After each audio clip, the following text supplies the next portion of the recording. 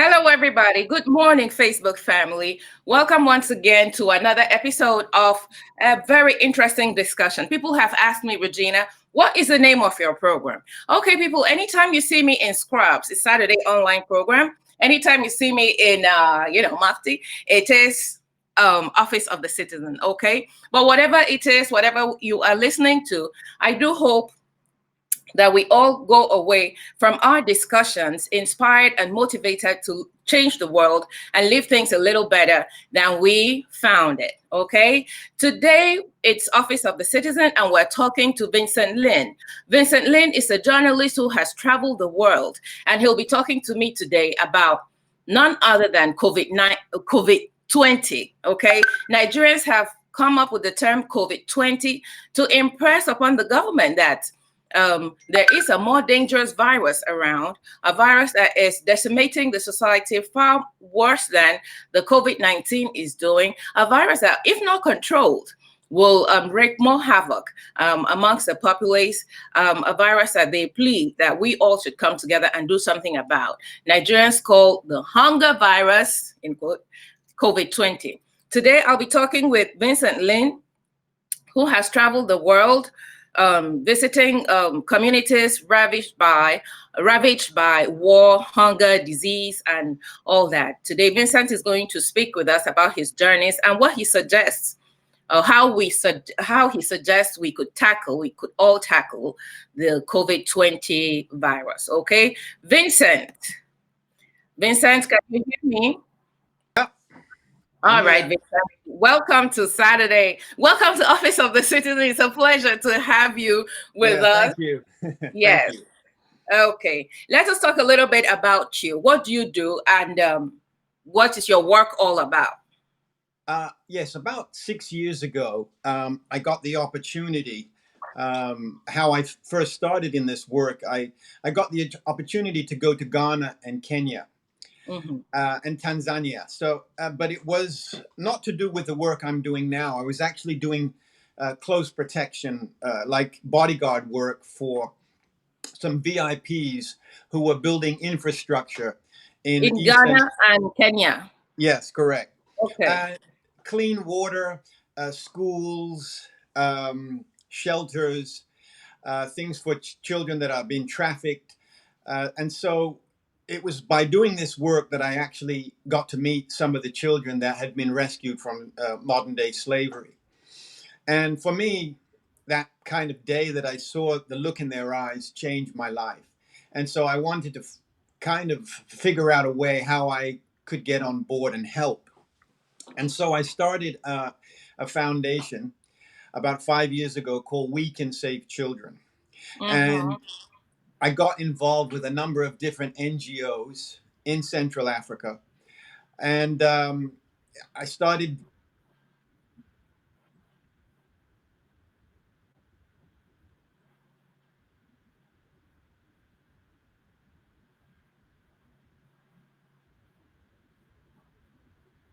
Yes.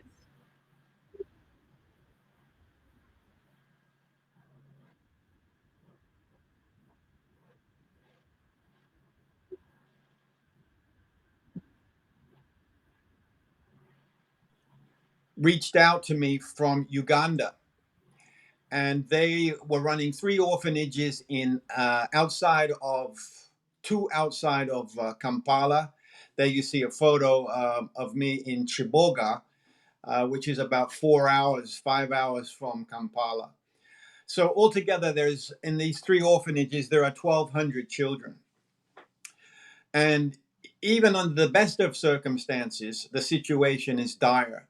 But of course, with COVID-19, the orphanages, already the country is in lockdown.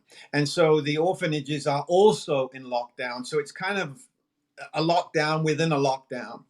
So I have been speaking with the organizers basically on a daily basis in Uganda.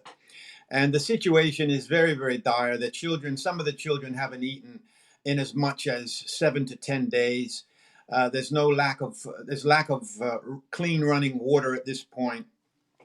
And of course, the government soldiers have been handing out these kind of sacks of beans. but I've seen the quality of these the photos that have been sent to me. The quality of the beans is pretty much inedible. Half the bag is full of stones and rocks. So the situation is extremely dire, and even the organizers.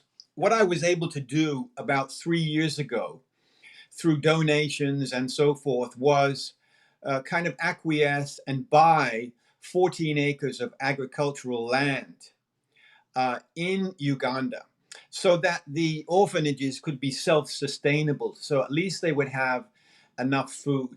And so that's also one of the initiatives that has been implemented, is to teach the orphans, the students, how to grow their own crops. So that is what has been happening. But the problem is, since the lockdown, they no longer can get on the land that was bought for them. That has been kind of also been locked down. So they're basically relying on food from these kind of very, very meager um, beans, if you can call them, that have been given to the government. And as of today, they are still under lockdown. Yeah.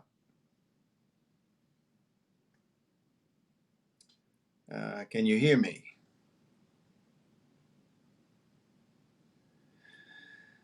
I don't know if you got cut off here. Oh, I can hear you. Okay, I can hear okay. you. The question now is, how long will this sustenance continue? The government has been giving bags of beans and rice to the orphanages, and we don't know, at the number of days or number of weeks this is supposed to sustain them. What we wonder now is, how long can this continue? Can this benevolence, so to speak, by the government continue? Well, I don't think it can continue for very long. I mean, basically, we look at it in the basically you can sustain life for what, 3 days without water, 3 days without water, 3 weeks without food. So, and these children are already weak anyway. Many have other types of tropical sub-Saharan diseases like malaria and so forth. So other comorbidities along with getting COVID-19. I mean, children are not going. I know of cases that some of the children in the orphanages have already died, succumbing to famines, succumbing to starvation. Not So COVID-19. not from, no, not from COVID-19. None Yeah, of the children have died from COVID-19, as far as I'm talking thankfully. about the 1,200 children, but some Yeah. have died from starvation. Okay, so far, the only thing you have talked about in terms of assistance or in terms of these people helping themselves is agriculture. And the Exactly. lockdown has prevented them from going to the farms to, get food. What do you suggest could be done? I mean, some of the, I would say, high school age students who have been kind of, I guess, hoping for the best, hoping that the government will at least allow them to go back on the land that was bought for them, so that they can at least get their crops. Many of the high school students now have returned to their various districts way outside of Kampala, because there's just nothing for them to sustain them. So I spoke to one boy actually earlier this morning. He has, just want to make sure I get it, Mubende district in Mhm, Kasanda, which is about 2 hours to the west of Kampala. He went mhm, back to his kind of district and got together with a couple of boys and a kind of just growing some beans on their own. I mean, many of the children, because they've learned these kind of life skills, are very resilient.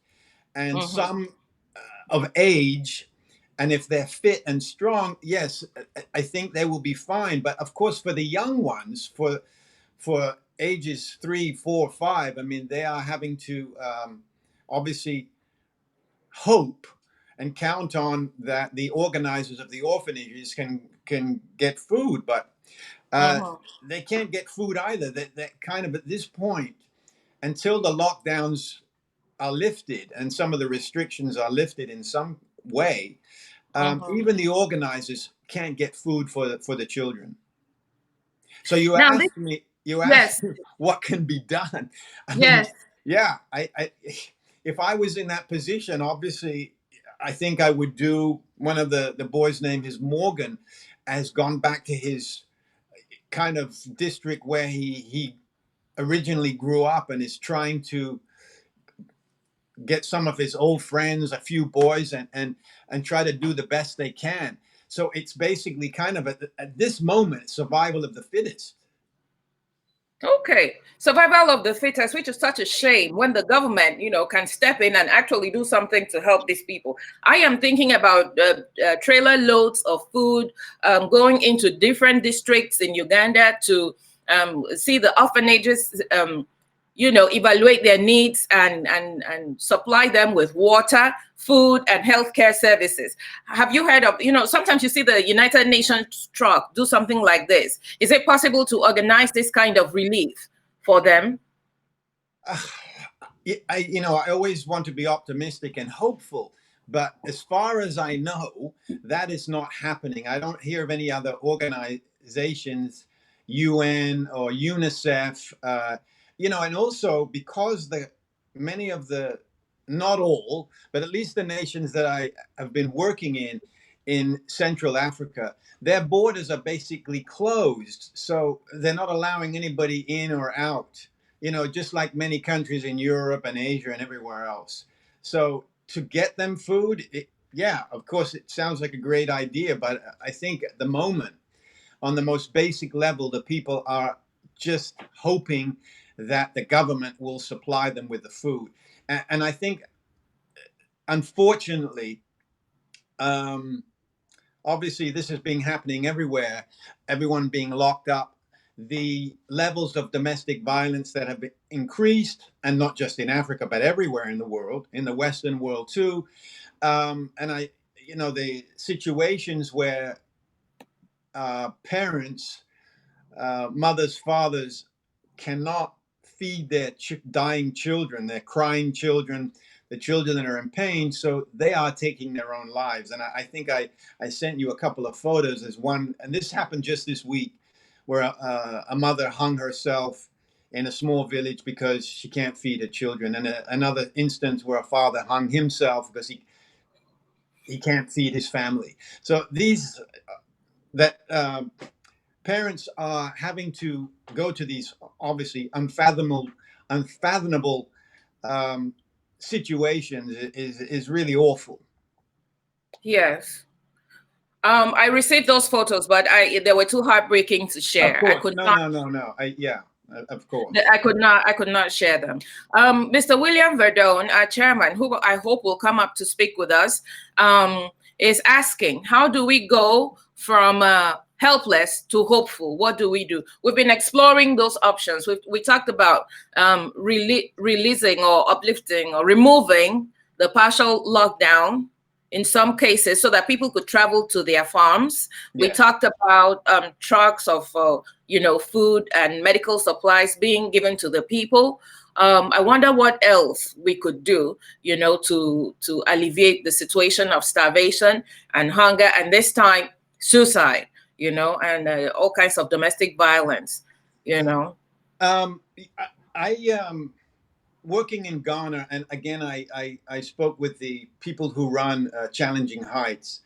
Um, this is one of the organizations I first started working with about 6 years ago. Yeah. Now, this gentleman that I'm with in the photo is James Kofi Annan, not related to the former Secretary General, but an amazing individual. And you can look him up. He was a former child slave himself who escaped from slavery after being enslaved for some 6 years. And he started this organization. Interestingly, he put himself through school, university.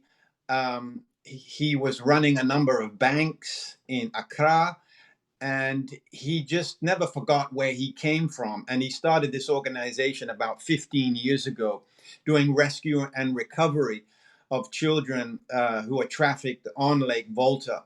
And he's had just unbelievable, amazing success. Um, and the organization, of course, is still running. But since the lockdown, obviously, to protect the children, um, the staff has been decreased. And also, so it's also now difficult, to get food in that is needed for the children under lockdown in the shelters. So, Bill's question is, yeah, it's a pertinent question. And to think that here in the United States, when we see the situation of these meat farms and all the food that is being wasted, the thousands of gallons of milk, eggs being thrown away, poultry, chickens that have to be killed because there's no supply, or uh, the limited supply now because restaurants are not open. So I'm thinking, all that food, and the question was out, well, why can't all that food that is being thrown away, basically, can't it be taken to other poor nations, third world countries? And I'm like, yes, it can, but the only way that could be done is by military transport. But then the question is, when it finally does get there, um, is it going to get to the needy people? And I don't know. In my experience and in past experience, it's always again having to deal with the corruption that is dealt at the border control, at immigration, and so forth. So again, I can't say if it would work or if it wouldn't. um, I see the same issues in um, the refugee camps in Lebanon that I'm working with. And also, I'm basically speaking with these people every day. And this situation also is very dire. Not as dire as what's happening in Central Africa, but still, your refugee camps again are locked down within a country that is locked down. So Oh goodness, lockdown in a lockdown. yeah, exactly. So they don't, I've been sent photos recently of people in the markets inside the refugee camps. Of course, nobody's wearing any facial masks or gloves because there's no supply. There is no social distancing at all. I mean, it's like crammed together, like, New York subway. So the situation, and again, I think you talked about this in one of your previous videos, is about the education to the people about maintaining the social distance. Obviously, at least wear some type of face covering. And of course, in the Middle East, Muslim societies, the women who wear the hijab, the covering over the face, of course, that's a great thing. But of course, younger children, men need to be covering the face as well. So these situations are very dire. And I've been told, I was speaking with the head of UNRWA, UNRWA, the United Nations Relief Work Agency. They're the ones that are in charge of most of the camps, if not all the camps inside Lebanon. And she has no answer. And she's the head of UNRWA in Beirut. So the situation on a daily basis is getting dire. And you also have a country now, Lebanon, that is struggling with hyperinflation. There's no money in the banks. Regular people are running out of food. So can you imagine what's happening inside the refugee camps? So it's a terrible situation in these countries.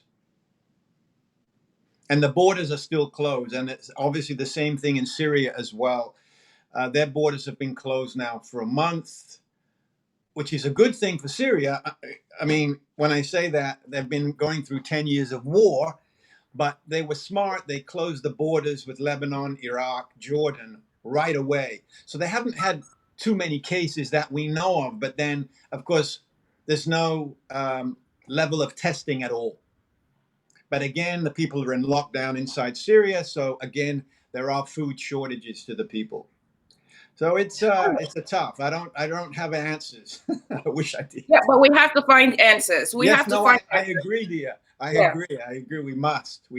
the the reason why we get together to talk about these issues is to get the information out there so that Hmm. people know what is going on.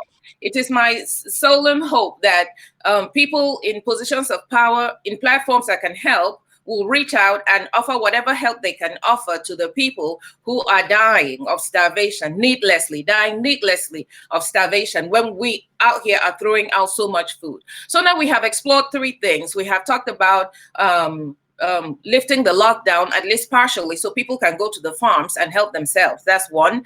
We have talked about food trucks going into the villages to give food and medical supplies to those who need it. And we have talked about like air transportation of food from countries like this one out there, but we are concerned about the corruption where people will hoard the food and not give it to the people who need it. This is exactly what is going on right now in Nigeria. Nigerians are complaining that they are not getting access to needed food, needed medical supplies. But the government is saying that they have released these things, they have released money.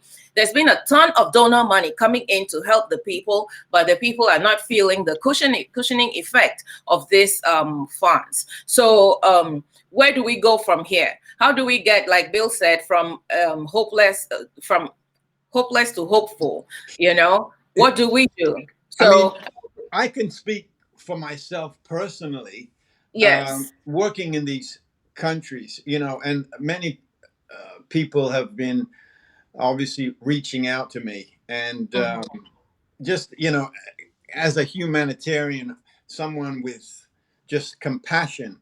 A gentleman who is on the western border, actually very near Fort Portal, which is right on the border of Uganda and Congo. So he's running a small orphanage there for maybe 20 children, I think. Some very, very young ones that have recently been born in the past few months. So, he's way out from any place. So I had sent him, I said, look, let me send you $50.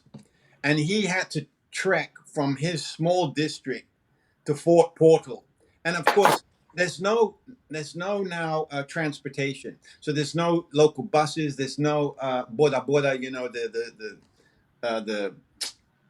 The scooter. So Yes. he had to walk. Oh, the motorcycles, the Yes, bikes. yes. So Yes. there's none of Okay. that is happening right now in certain areas. So he had to walk some like 4 hours to go to the MoneyGram in Fort Portal. He went there yesterday. It was my terrible error. I wrote down one wrong digit, and so he had to walk all the way back. And he said, and I said, "Oh my goodness, I'm so sorry." So finally, yesterday he had to walk back again. Finally, get the $50, and he was extremely grateful. Oh my God. But you see what people have to do. 8 Yes. hours he walked, and again the following day, yesterday, walked another 8 hours. But the $50 will help him and the children. At least he can survive for 1 month. 1 month on $50. Yes. Wow. Wow. Okay. So maybe the rest of us in the diaspora can help out by sending a little money back there to help, choose families in your villages, send a little money to each family so they could, survive for at least, I'm not sure it will be 1 month, maybe at least 2 weeks on something, exactly. whatever we can do. Now, Bill asked a question, our chairman asked a question. He says, can Doctors Without Borders try to get food to where it is needed? I mean, Doctors Without Borders would be out there trying to help out in this COVID situation. Is there a possibility of them flying in with food and supplies to needed families? But before you answer that, or before you comment on that, yes, I would like to say that there is such a deficiency in data in Africa. We do not know how many people, like a good census, how many people are we reaching out to? So if we don't know how many people we're reaching out to, how can we gather the resources needed? How can we make sure that everybody that needs something gets a little something? So this is a good time. This is a good time for any government or any person in power over a community to start like getting a correct census, correct data on the census of how many people live there, and also grade or evaluate what kind of resources that his community needs. This is a great time to get that in motion. At this point, I'll let you comment on Bill's question. Can Doctors Without Borders fly in with food and medical supplies? I think, yeah, Médecins de Frontières. I have actually a colleague. Um, Mhm. she was a registered nurse in infectious diseases, Mhm. working with Médecins de Frontières in Congo. Mhm. She was there for a couple of years. She did her studies in London. Interestingly enough, she just came back 1 month ago because she got a contract at New York University Hospital Wow. Yeah. because of COVID-19. Mhm. Um, so she was working in Congo with the Ebola crisis. Yes. Now, to answer Mr. Verdon's question, can they get food to where it's needed? Again, I think, if I'm not mistaken, and speaking with her, they can. But once again, it's getting food into the country, getting food across the border. And I think this is the seems to be the issue everywhere, is that so many countries, even though right now they're lifting certain restrictions, even in America. Mhm. But it's just interestingly, I always find this with America, we have 50 states, but we seem to have 50 separate countries.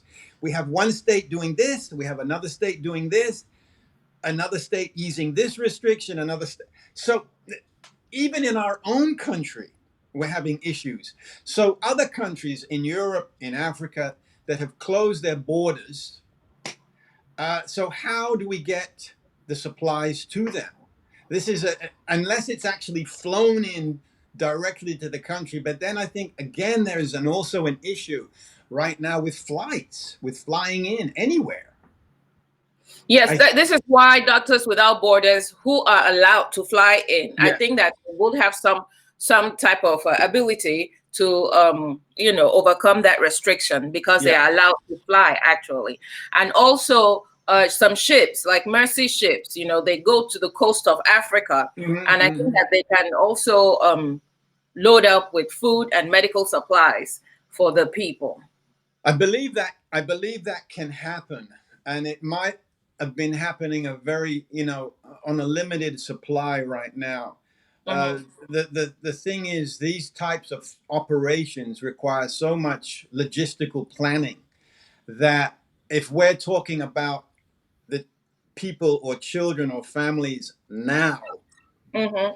who are already on the point of starvation, and I think that was something that was just a week ago. The UN and WHO had said that many poor nations, many third world countries around the world, we could be talking a few million might die from famine, and that's just lowballing the number. But that was the number that was said. Talking about a billion. 1 billion was the number that could be faced with famine. Um, so for the people and for the children, especially the ones that I'm have been working with, some of them will succumb in a matter of a week or two. Can those supplies be gotten to them that quickly?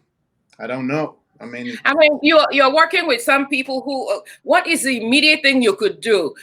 Even if there is money and contributions, would there be food to buy? Would they be able to go buy the food they need? Is there food available? I mean, if everywhere is shut down, uh, the people that are selling the food, will they be able to come and sell the food for people to buy? I can't obviously speak for an entire country. I can only speak for the organizations that I'm presently working with. We could But say this is replicated in this situation is replicated all over the country. As a matter of fact, all over the continent. from what I'm hearing and what the organizers are telling me, for example, as I explained to you, the 14 acres of land, excuse me, agricultural land, that they're growing all sorts of crops, but they're not being allowed to go and get the crops. The organizer said he just walked. Yesterday, he said, I just went to see how things are doing. But that's just himself, and he probably did it in kind of secret. But Yeah. they're not allowing anybody to go and get their own food, which is kind of insane to me. I mean, this is food we're talking about. It's not like, and it's their own. This land we bought, they own the land. Which organization, who is putting this restriction on? Is there a way we can reach out to the people that are putting this restriction on with a letter or an appeal or some kind of request that they do a partial opening up so that this orphanage can go to the farm and get food? How can we reach out to those people to get that permit or that pass so that these people don't, die of needlessly? But this seems to be, Regina, this seems to be a nationwide, not only lockdown, but in many parts are under curfew as well. So obviously we do not have curfew here, but there are many parts, and it seems to be a lot of third world nations are being put under curfew at the same time.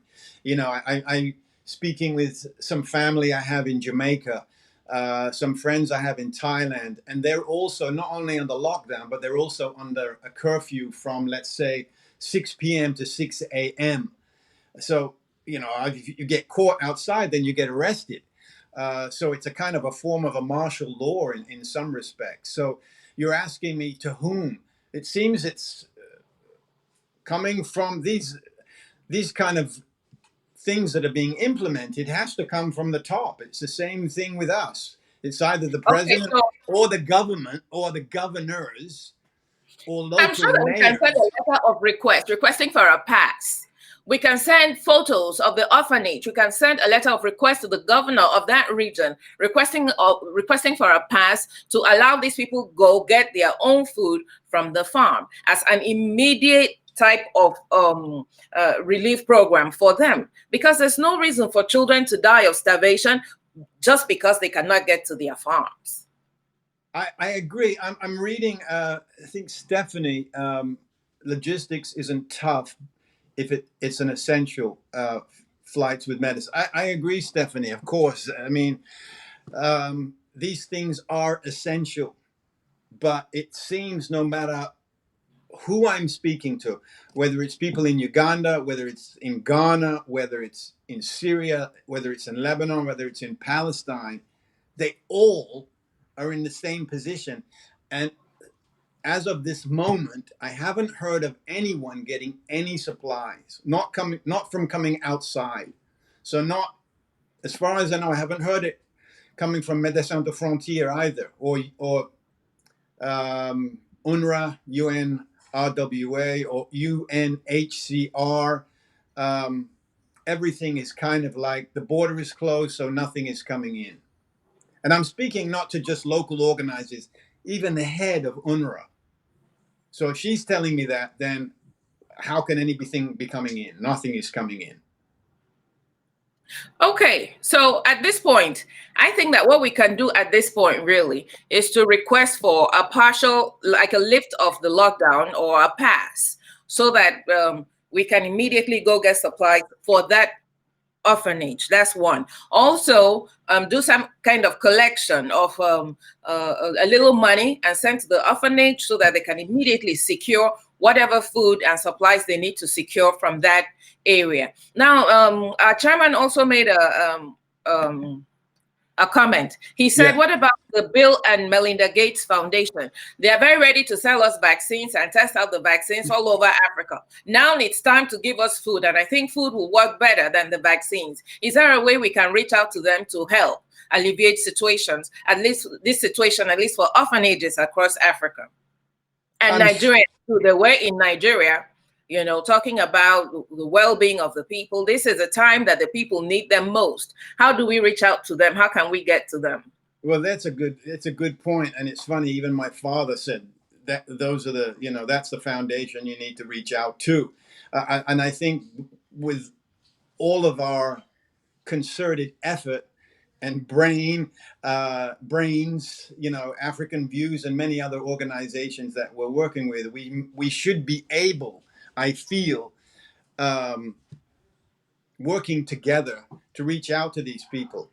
I mean, we should start now. Mm-hmm. Yeah. Mhm. So if there's anybody out there who can connect us to that foundation, I would appreciate, so that we can really get help going. Now, Vincent, you have been talking about Uganda. I see you were also in Kenya, you were in Ghana, and in most of the pictures I see, you are working with children, Yes. right? In orphanages, and then you give them some kind of training or programs, or you just supply their needs. What do you do exactly with children? Because I've seen dancing, I've seen martial arts. There was even a video, which I don't know if you're behind it, rehabilitating the war children in Uganda. Yeah. Initially, my foundation has changed parameters. What is the name of your foundation? We can save children. Okay. Yeah. Not to be confused with Save the Children. Everyone confuses. This is called We Can Save Children. Okay. We can Okay. save children.com or .org. .org. Okay. All right. .org. Um, Mhm. yeah. Well, as I said, it's changed kind of focus many times. Originally, my focus was rescue and recovery of children.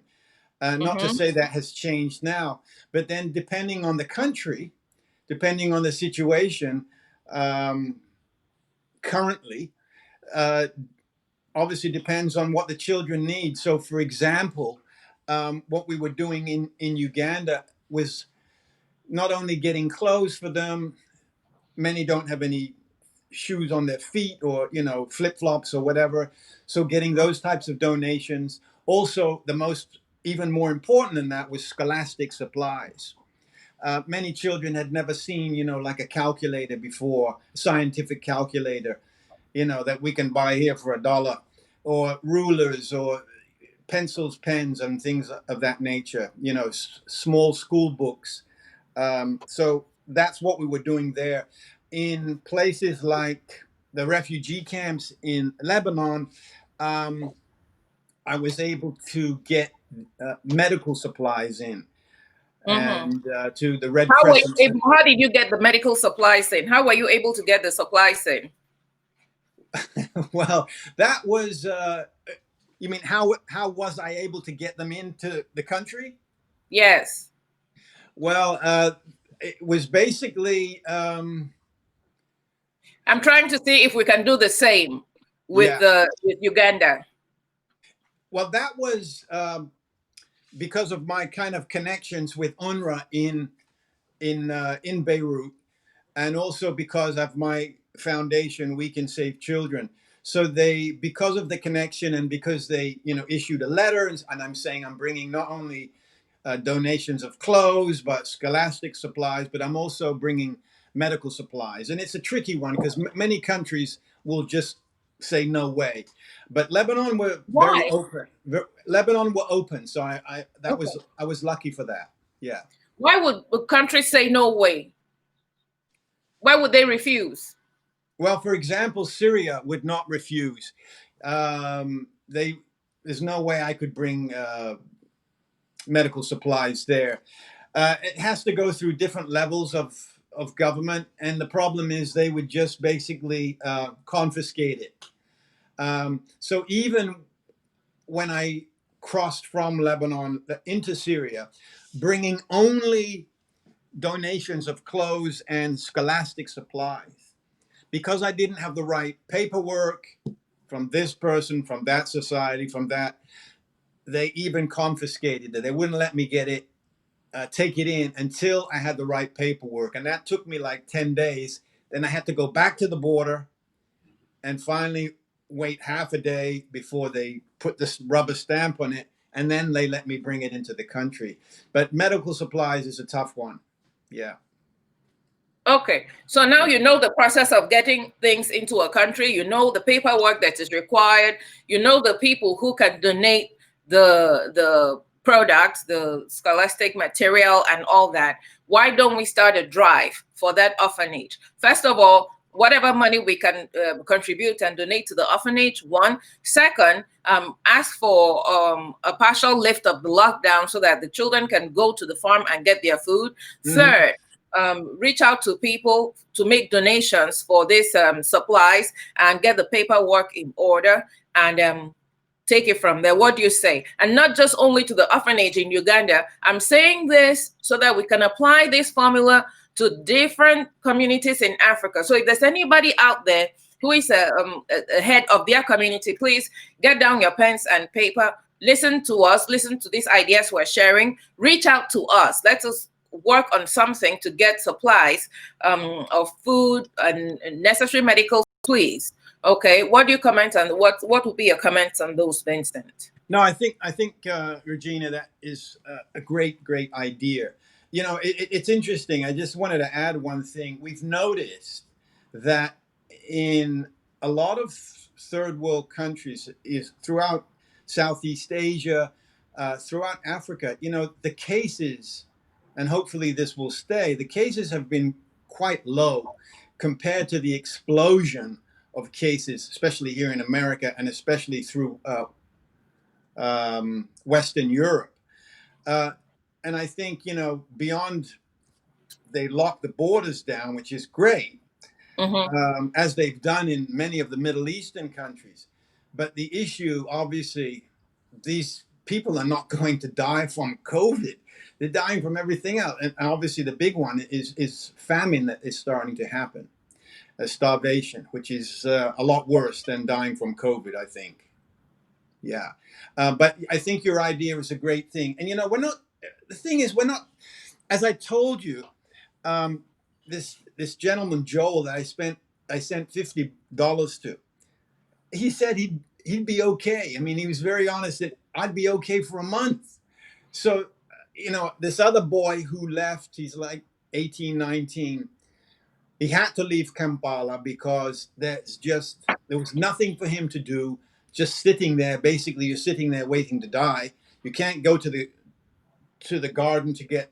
So he went to his district, and I said, "Look," he said, and he was basically kind of begging me. I sent him, "Look, let me send you $20." He asked for $10. I said, "I'll send you $20." Gave him enough money to go buy some beans, and like I said, he and a couple of his friends are now planting it. So, you know, they're very they're very resilient and resourceful, Now, which is amazing. You know, they really are tough in that way.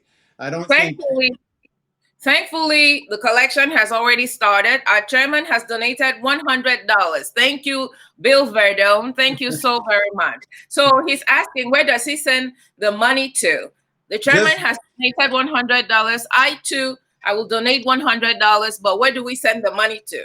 if you just go to my foundation's website, wecansavechildren.org, Yes. you'll find it there, and you can click on and I will get it to the right organizations. Or if you'd like, and you can specifically tell me, I'd like it to go to this country or that. I mean, if you want, that's fine too. Up to you. It Which doesn't. countries are you working with? Which countries are you working with?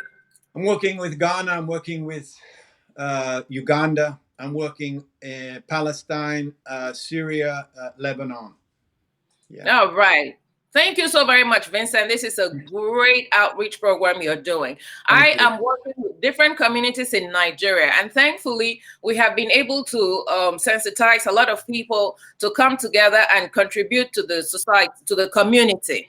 And our work will not stop there. So, whatever efforts we are doing with you, we are going to replicate it also, which is why I am talking, asking you so many questions so I can get ideas on how Yes. to help my community also. Now, Vincent, people are asking, what is COVID-20? Did we mean to say COVID-19? No, we are talking about COVID-20, which Nigerians have dubbed hunger. Nigerians call hunger COVID-20. They insist that before COVID-19 came into the picture, COVID-20 was killing people across Africa. That will be hunger, famine, diseases, and all that. So we are tackling COVID-20 the same time as we're tackling COVID-19. So Vincent, let's talk a little bit about the real COVID-19. Yes. Have you heard, how has this impacted the communities you're working with?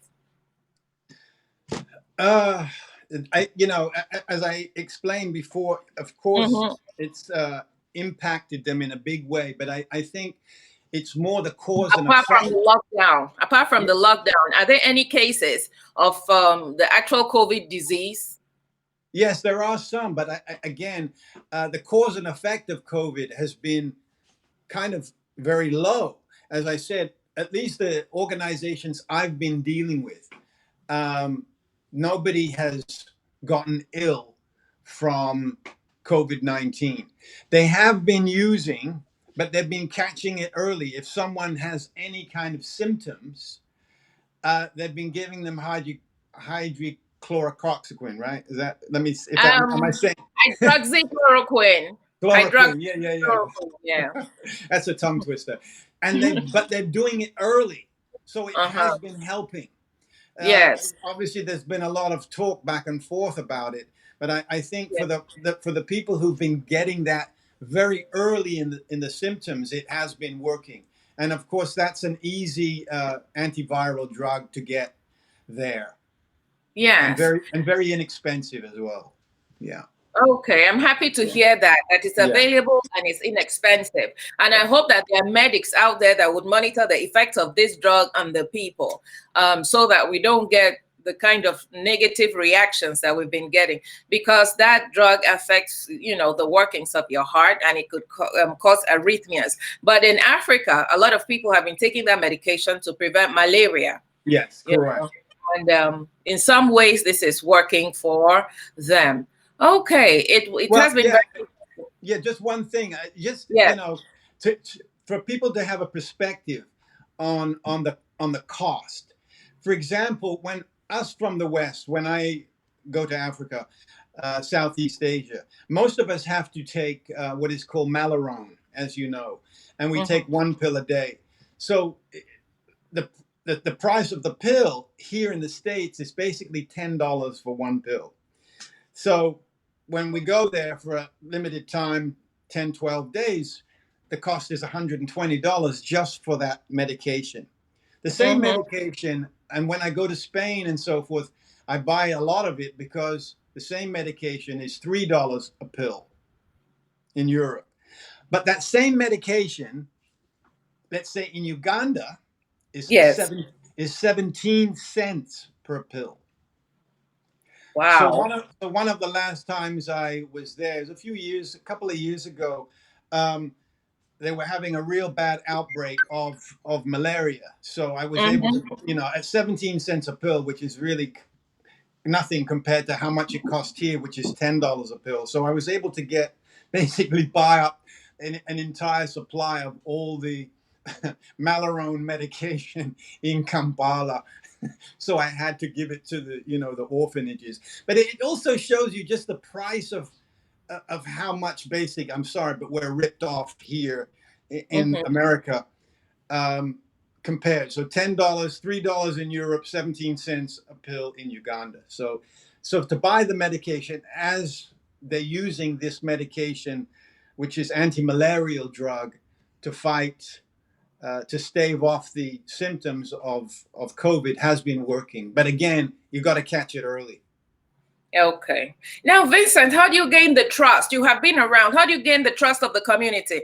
Before we go there, I'd like to say a big thank you to our chairman, William Verdon, who donated Thank you, Bill. $100. Thank you Thank you. so Thank very you. much. He says he has to go. I was hoping that he'll be able to come up and speak with us, but somehow I cannot find the link to send to him. And I should I think find. I think from what I understood, he's still down in Ecuador in the Andes Oh, I Mountains. see. So for Isn't he so for lucky? him, he's very lucky. But for him to have any kind of connection, I think it's a tough thing up there. Okay, no wonder. No Yeah, wonder. yeah. Anyway, we thank him for his donation, and we thank Thank him you. for the great suggestions that he put out today. And I'll definitely follow up with those suggestions. And there's progress here. Progress May Error says, I need your help, Madam Regina. Okay, reach me after the program. All right. So, Regina, one question: yes. is this live feed? Has it been taped? I mean, have you recorded it so that I could show it another time? Absolutely. I will Okay, send you the copy so that you can record great. it, because the more we get this message out, we would be able to share our suggestions to what people could do to help their communities. So I'll send it to you, and then you Great. can share it with your audience and your groups as well. Before I let you go, I'd like to ask you how you are able to gain the trust of the community. Because I saw you with, I know that you play the piano, you're a very gentle and compassionate person. We work together on African Views, but I saw a picture that startled me. I want you to talk a little bit about this picture. What is going on in this picture? You look like some kind of mercenary in this picture. Talk about this picture and Oh tell me dear. what you are doing in this picture. Oh dear. Okay. Yeah, that it is kind of mercenary, but I wasn't a mercenary. As I said, initially, I've done a lot of what we call, the professional term is executive protection. Uh, I guess we would call it bodyguarding. So I've done a lot of executive protection work, and that photo actually was me in Nairobi, in Kenya, and I was doing some executive protection. The two guys on either side of me, one is a sergeant and one of his trainees. They were working with me. We were a team. We were protecting a VIP family from Sweden who were building infrastructure in Kenya. So that's the reason why I'm holding the weapon.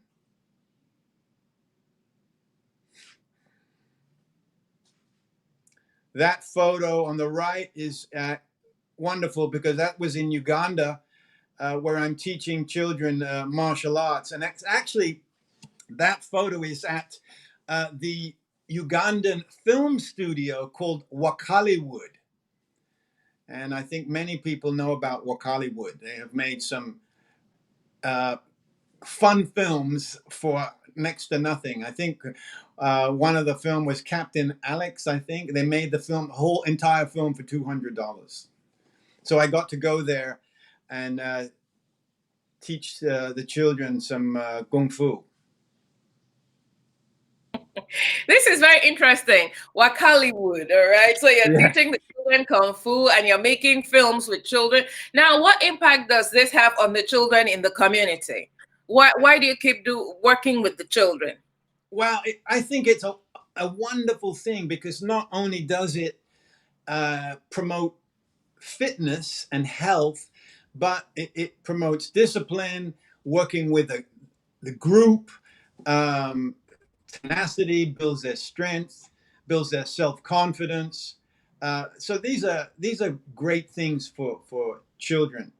And of course, it has been brought up to me by executive director Wally Idris, whom you Mhm. know, Yeah. about a wonderful idea of having or building temples, or not temples as in the prayer type of temples, but temples Mm-hmm. like in China, the Shaolin type temples, and Mm-hmm. building these types of organizations, schools throughout countries in Africa, which I have always felt.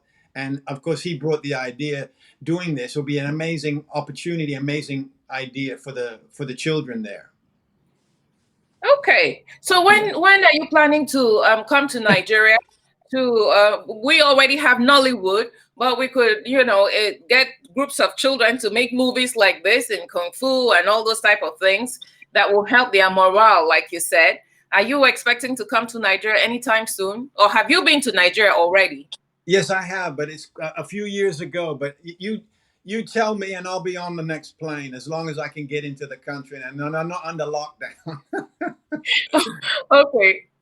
Yeah. So post COVID, post lockdown, we're looking forward to great things Thank from you. you to the children in Nigeria, and I hope that you'll go from country to country like you're doing, and teach people who will also, when you have left, who will continue to work with the children and teach them the skills that you are teaching children across the world.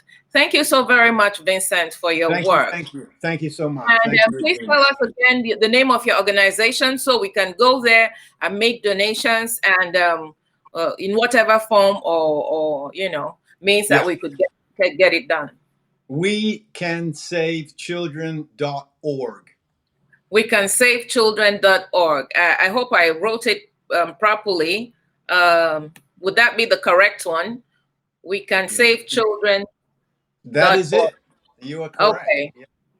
All Yeah, right. I was supposed to, I had trips already planned for June for Lebanon, Syria, and a Mhm. few months later to Uganda as well. But obviously, right now, those are just on hiatus, and we will just hope and be optimistic that these lockdowns will be they will let them up. So, Mhm. yeah. So as soon as they are, I will go to these countries again, and I'll put Nigeria on the list. You better. Okay, we'll go together. We'll go together. Yes. So I'm going to reach out to you because I'd like to know how to get the provisions into the country, to gather from donor organizations, food and medical supplies to reach people in communities in Nigeria who are in their need of these things, just like your orphanages in Uganda and Kenya are in their need of these things. I would encourage each and every person watching to reach out to their own immediate circles to raise funds, donate things, clothes, food, shoes, whatever you can donate, especially school materials and food, non-perishable food items. Make those donations to this website, make those donations to me, and let's work together to help reach out to the people who need our help, so that while we are recovering from COVID-19, we're also standing well to recover and save people from COVID-20, which covers hunger, disease, famine, starvation all across Africa. Vincent, thank you for your work. In closing, do you have anything to say to the people? Let's all put our Thinking talent caps on. together, and of course all our prayers together, and let's really try to make a difference and help these people that need our help today. Yes. Thank Yeah. you so very much. It was great to have you. Thank you so For much. now, I'd like to say good night, God bless, and see you next time. Yes, thank Bye-bye. you so much. Bye bye. Bye bye.